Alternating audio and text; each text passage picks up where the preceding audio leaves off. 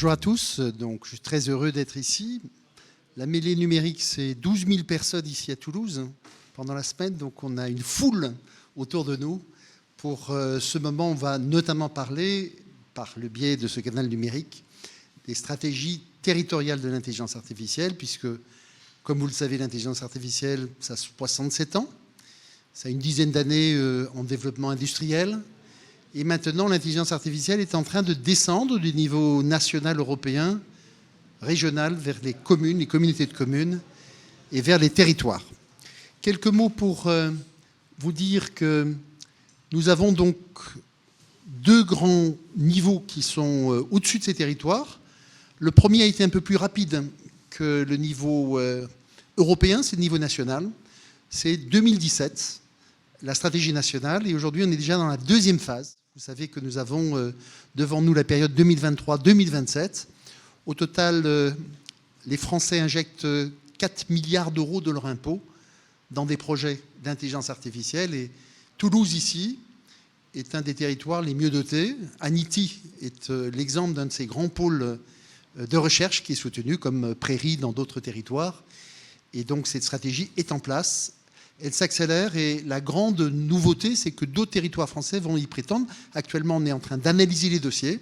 Est-ce que 3-4 autres grands territoires vont être retenus? En tout cas, Toulouse a de l'avance. La mêlée numérique est un succès ici, aussi parce que cette politique a été engagée. Le deuxième niveau, le niveau européen, pour donner un ordre de grandeur, c'est à peu près 20 milliards d'euros qui sont engagés. Il y a de grandes directions générales qui travaillent là-dessus. La DG Connect, c'est un nom que chacun peut retenir dans le domaine numérique. Et puis c'est aussi un échelon de législation, comment on prépare toute l'Europe au niveau de législation. Je souhaite citer notre commissaire européen, Thierry Breton, puisqu'on a eu beaucoup de chance. Les planètes ont été parfaitement alignées. Le président de la République a été soutenu par un parlementaire extraordinaire qui est Villani, un grand mathématicien, qui est un peu à l'origine de cette stratégie nationale. Au niveau européen, Madame von der Leyen, dans sa commission, a eu la chance d'avoir un commissaire européen en charge des affaires digitales extrêmement puissant, Thierry Breton, dont chacun connaît l'itinéraire. Et là aussi, nous avons démarré comme il faut et on peut s'aligner sur ce cadre. Niveau national, vous savez que c'est Jean-Noël Barrot, très proche des territoires, qui conduit aujourd'hui les stratégies. Il a à ses côtés deux personnes que je souhaite citer. C'est Guillaume Avrin, c'est le coordinateur interministériel qui réunit une fois par mois, par exemple, les responsables des ministères en charge de l'intelligence artificielle et qui est l'échelon administratif qui engage cette stratégie, qui suit, qui lance des appels à projets et qui essaye d'optimiser les soutiens. Et Axel Jean, barbu, sympathique, qui incarne le changement complet du côté de l'éducation nationale. On est parti du très très haut niveau. On va aider des chercheurs, on va aider des universités. Ça, c'est notre stratégie nationale. Et actuellement, on est en train de descendre vers les territoires. On va aider l'école. On est parti des universités. Ensuite, on est allé vers les lycées d'enseignement technique où le Python a été enseigné. Et actuellement, on est au collège. Et quand on est au collège, bien entendu, on est près du conseil départemental, puisque c'est l'échelon départemental qui a un rôle très important aux côtés de l'État. On n'est pas encore vraiment dans l'école primaire. Et je pense que comme Singapour, qui avait démarré la stratégie nationale en même temps que nous en 2017, on va aller vers cet échelon pour que l'intelligence artificielle soit enseignée dès le primaire. Et on a par exemple, nous, ramené une méthodologie qui s'appelle DAISY, qui vient de Singapour, pour les 7 à 10 ans, qui sont une génération pour l'instant non traitée en France, mais qui va vivre toute sa vie avec l'intelligence artificielle, à qui il faut montrer que piloter les robots, c'est un enjeu considérable, à qui il faut apprendre les libertés, la prudence, le vocabulaire de l'IA, et qui sera aussi en mesure, je pense, d'avoir un impact sur les parents, puisque l'IA est déjà partout, mais va accélérer la vitesse de la révolution et de la transformation numérique. Quelques mots pour vous dire aussi qu'au ministère de l'Intérieur, on travaille avec ces territoires. On a à peu près une quarantaine de fournisseurs qui travaillent et nous ne travaillons jamais seuls. On a toujours besoin de ressources internes, sachant faire tourner l'IA, et des ressources externes. Et ces ressources ne se concentrent pas qu'à Paris aujourd'hui. Et quand vous regardez les 620 entreprises de l'intelligence artificielle, dont une quarantaine travaillent avec nous au ministère de l'Intérieur, la majorité, bien entendu, dans les régions, À Toulouse, par exemple, c'est Synapse, qui est une entreprise qui a travaillé avec nous sur le contrôle de l'égalité. Acte connaissent très bien les communes, les départements, les régions, et dans lequel, hélas, on a réussi qu'un POC. Un petit mot sur les accords de consortium. Un mot à retenir, c'est si on ne peut pas réussir ça, comment on fait? Il faut faire des consortiums entre des entreprises, des associations, des centres de recherche, des universités, et si possible, des territoires. Si possible, des collectivités territoriales. Et le consortium, ce n'est pas réservé qu'au niveau européen. Ça peut aussi fonctionner sur 10 000 euros, 20 000 euros, un projet local qui est soutenu, un cas d'usage, grâce à cet accord de consortium. Quelques mots pour vous dire qu'on est dans un nouveau contexte en 2023, et déjà, l'avenir change totalement. L'Inde a décidé de mettre le paquet et rentrer dans le GPAI. GPAI, c'est l'Organisation mondiale pour l'intelligence artificielle, c'est le modèle du GIEC. C'est notamment une rencontre entre le président Macron et le président Trudeau. Chacun met 10 millions d'euros en 2017. Et petit à petit, vous avez 5 pays, 10 pays, 20 pays, 25 pays. Et la nouvelle rencontre sera en décembre cette année, en Inde, en sachant que le président Modi a décidé de passer de 30 000 personnes en intelligence artificielle à 300 000 dans les années qui viennent. Et l'Inde, qui a été un des grands acteurs mondiaux de l'informatique, a décidé de devenir un des plus grands acteurs mondiaux de l'intelligence artificielle. Un des sujets sur lesquels je travaille à l'heure actuelle à titre personnel, c'est par exemple le stéthoscope doté d'intelligence artificielle. Le stéthoscope a été inventé par l'INEC, français, un peu par les guerres de l'Empire. Au lieu d'écouter ceux qui souffrent, avec la tête, on a mis une pièce entre. Les Indiens, et notamment un docteur qui s'appelle le docteur Satish, a inventé le stéthoscope doté d'intelligence artificielle à Bangalore. Je l'ai rencontré à Vivatech, puis une dizaine de contacts avec lui. Cette révolution va aussi concerner la cardiologie, les coups des poumons, et dans 1 an, 2 ans, 3 ans, 5 ans, vous serez écouté par un stéthoscope doté d'intelligence artificielle qui aura bien entendu des capacités supérieures à l'oreille humaine et qui saura traiter cette data et cette information. Dans le monde, les puissances changent, et en tout cas, la France est au bon endroit, au bon moment, avec les bons alliés. Un pays est en train de reculer dans ce domaine, c'est la Russie, très présente il y a 3-4 ans, mais qui est dans d'autres efforts que l'intelligence artificielle. D'autres pays sont en développement, je vous ai cité l'Inde, mais la Corée est puissante, l'Estonie est puissante. Vous avez Israël qui, dans la cybersécurité et l'intelligence artificielle, est une référence. Bien entendu, nos amis et alliés américains, que nous aimons énormément, s'ils respectent bien entendu notre souveraineté et qui ne nous achètent pas trop nos PME, dans lesquelles nous avons dépensé beaucoup d'argent pour les construire, et qu'ils aident à les développer, mais sans déplacer les centres de gravité de notre pays.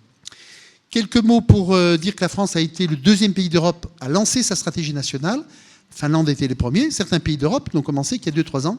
Et c'est la même chose sur les territoires. Aujourd'hui, vous avez des communes en France qui n'ont rien fait sur l'intelligence artificielle. Des communautés de communes qui ont une responsabilité de développement économique qui n'ont pas encore commencé.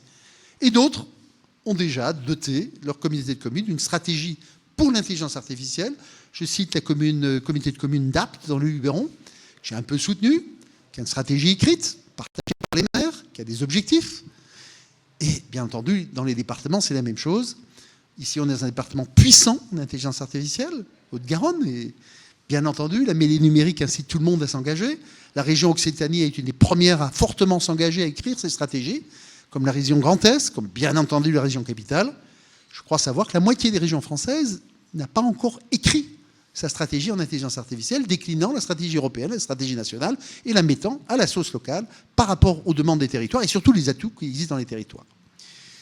Quelques mots pour vous parler des nouveaux métiers. Il y en a un qui n'est pas encore dedans parce que c'est un an.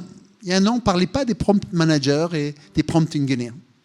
On a découvert qu'au ministère de l'Intérieur, on avait une douzaine de nouveaux métiers en train de naître, toujours en petite quantité, 3 personnes, 5 personnes, 10 personnes.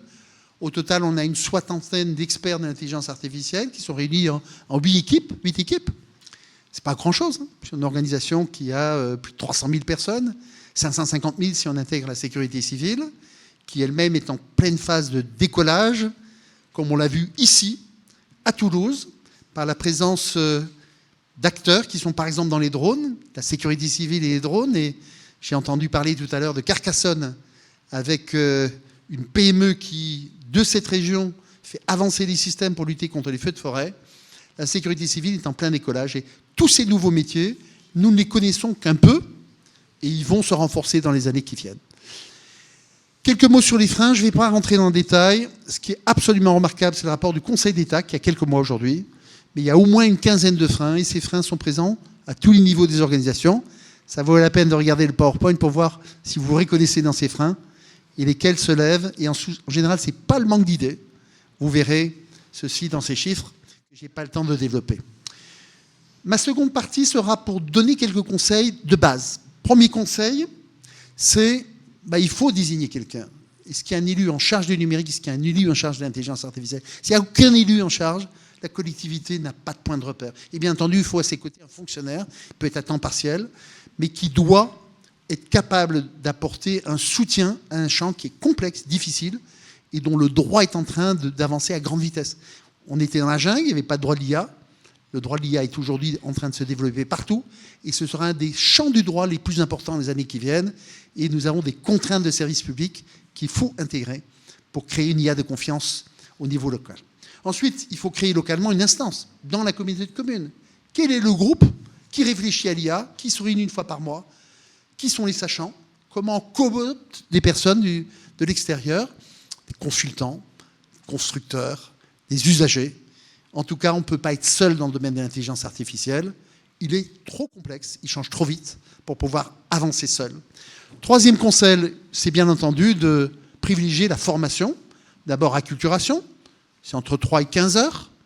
La gendarmerie nationale a, par exemple, fait la culturation de 130 000 gendarmes, civils ou militaires. C'est gigantesque comme effort. D'autres forces du ministère de l'Intérieur n'ont pas encore commencé. Et ça existe depuis 3-4 ans dans cette arme qui est en pointe dans ce domaine. Beaucoup de territoires, toute la formation est disponible, elle est gratuitement disponible sur Internet, sur France Université Numérique. Les outils sont là, ChatGPT, quel outil extraordinaire pour former à l'IA générative. C'est à la portée de n'importe quel territoire. Et bien entendu, il faut fabriquer des chefs de projet, c'est un peu plus compliqué, c'est au moins 100 heures de formation. Learning by doing, donc apprendre en faisant. Là aussi, plus il y a de chefs de projet sur un territoire, plus vous avez une chance de prendre place dans ce wagon qui s'accélère, dans ce train de l'intelligence artificielle qui continue de s'accélérer. On a lancé un programme qui s'appelle ERSIA, Évaluation et renforcement des compétences en intelligence artificielle. Et vous trouverez ici aussi une échelle des compétences qui va du doctoral, niveau 5, très peu de gens sont à ce niveau-là, au niveau 1, puisque tous les Français utilisent aujourd'hui au quotidien, sauf quelques personnes qui ne sont pas du tout reliées au numérique, l'intelligence artificielle, et ont des idées, des connaissances déjà dans ce temps. Cinquième point, c'est bien entendu soutenir les PME. Ce qui est nouveau cette année, c'est le programme IA Booster, où le gouvernement aussi ne reste pas au niveau des grands groupes, descend à la PME qui peut avoir son chèque conseil. On y rentre par BPI, et là aussi, ceux qui vont se servir maintenant seront bien servis.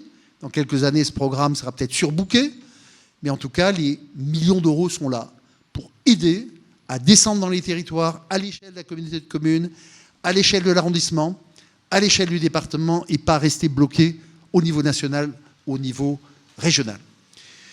Quelques mots pour souligner l'importance des consultants individuels en intelligence artificielle. Personne ne pourra payer en grand volume les grands cabinets remarquables, Capgemini, Wavestone, tous ces acteurs assez extraordinaires qui existent, mais qui vous coûtent 2500 € par jour pour un grand partenaire, 1000 € au jour ou 700 € au jour pour un data scientist. Donc il faut développer aujourd'hui des consultants sur l'ensemble du territoire. Quelques conseils complémentaires pour insister sur l'importance de connaître les ressources en data. La data territoriale est riche, Toulouse est en pointe dans ce domaine, il faut la connaître, et là aussi ça demande un travail pour mettre cette ressource à disposition des acteurs du territoire. Nous avons un point complémentaire qui est donc le choix de 1 ou 2 champs d'excellence. Chaque territoire peut choisir son temps d'excellence, d'utiliser massivement ce qui a été gratuit, notamment le langage Python, qui n'a besoin d'aucun financement pour être utilisé, et de terminer sur ce qui concerne la ressource la plus riche aujourd'hui disponible, c'est le programme Horizon Europe. Il reste sur les 95 milliards d'euros, à peu près 60 milliards d'euros à engager. Ça nécessite, bien entendu, d'avoir des leaders, d'y raccrocher, mais n'importe quel territoire, n'importe quelle entreprise peut se positionner sur Horizon Europe, qui donne en général des ressources par paquet de 5 à 10 millions d'euros sur un projet collectif. Et vous le savez, l'intelligence artificielle, il n'y a pas de limite de frontières. Les algorithmes, il faut les fabriquer non pas pour un marché local ou un marché national, pour un marché européen. Et donc, mon dernier conseil est de rester sur Horizon Europe, comme nous l'avons fait par exemple au ministère de l'Intérieur dans Cyberspace, ou dans un programme européen qui s'appelle Police, qui permettent de travailler ensemble.